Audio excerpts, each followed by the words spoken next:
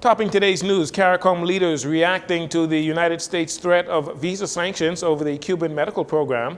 We recognize World Consumer Rights Day here in the Bahamas. The Agriculture Minister with an update on the Golden Yolk egg production program, and straw vendors from Fort Fincastle temporarily relocated.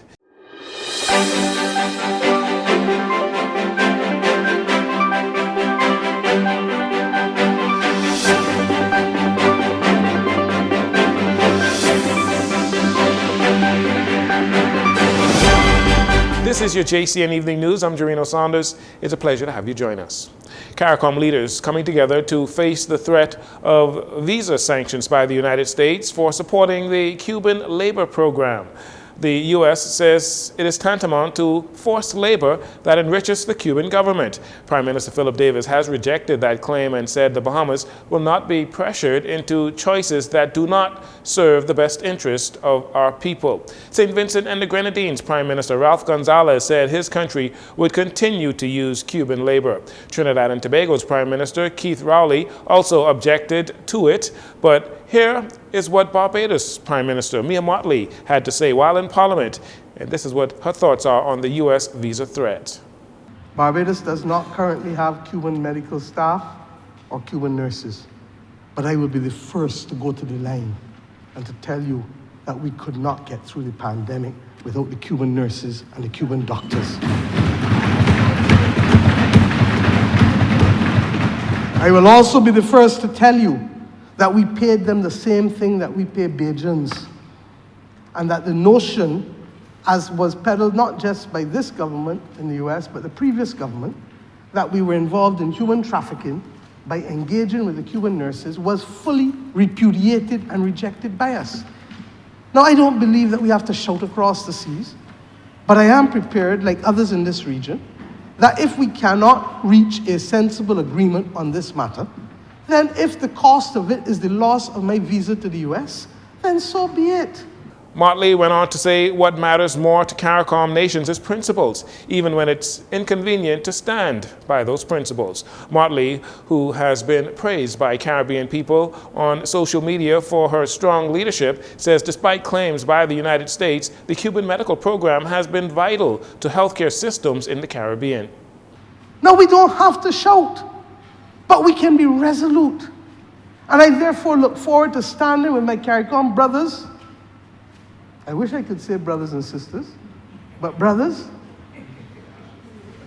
to be able to ensure that we explain that what the Cubans have been able to do for us, far from approximating itself to human trafficking, has been to save lives and limbs and sight for many a Caribbean person.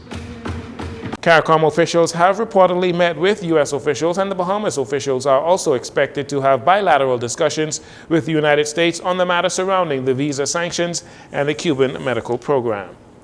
The Bahamas is celebrating World Consumer Rights Day by hosting an exhibition at the Consumer Price Control on Harold Road. That's where their headquarters is located. The exhibition being held under the theme, A Just Transition to Sustainable Lifestyles. Senator Randy Roll, chairman of the Consumer Protection Commission, spoke briefly on what consumer rights are all about and the importance of consumer rights in our country. And with the rising cost of living, those choices have never been more important. So let's put on our superhero capes, because we've got a lot of work to do. Every one of us is a consumer, and we all have an expectation. We want high quality products, fair treatment, safety, and let's face it, good prices. With the rising cost of living, we know things are getting tight. That is why we need to make sure that the products we buy are worth every penny. Not just in quality, but in how they impact the world around us. It's not just about getting good deals. It's about getting good deals that doesn't cost the earth. Consumer rights aren't just about getting a refund when your blender suddenly turns into a paperweight, or demanding a fair deal on a pair of shoes.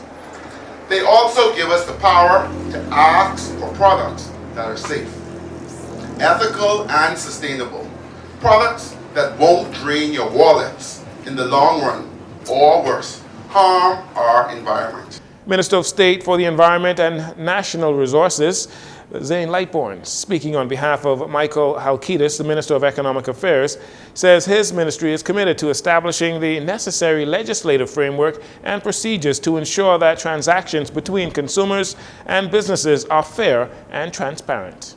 Last year, we need to achieve climate justice and climate finance reform to promote a just transition for the Bahamas and all small island development states. However, as we progress from awareness to action, we must remember that the journey towards sustainable development is a collective effort that requires the concerned actions of government, the private sector, civil society, and Quite a number of vendors were set up at the exhibition, including BAIC, BAMSI, EV Motors, and Bahamas Power and Light, among the others. The Golden Yoke program was put into place to make a dent in food imports by taking Bahamian egg productions from 750,000 to 27 million eggs annually. Approximately $15 million has already been invested into the project. However, it seems as though very little progress has been made, leading Bahamians, as well as the official opposition, to wonder what has been done with the funding. Minister of Agriculture and Marine Resources, Jomo Campbell, gave an update on the progress. What we did 2 weeks ago to show the general public that there was in fact nothing to hide is we invited all of your colleagues, some of whom are here today with us on a press tour, and actually took them to the site so persons could see for themselves. The land is being cleared, the fencing is taking place, and some of your colleagues, some of whom are present here today, was there for that day. At this present time, we have 10,000 chicks who the colleagues and members of the press were able to see and feel and hold in their very own hands. And so we ask persons, especially in positions of high esteem and responsibility, who have public trust, to be responsible with the public trust and not to use it for political gain, because food security should not be a political football.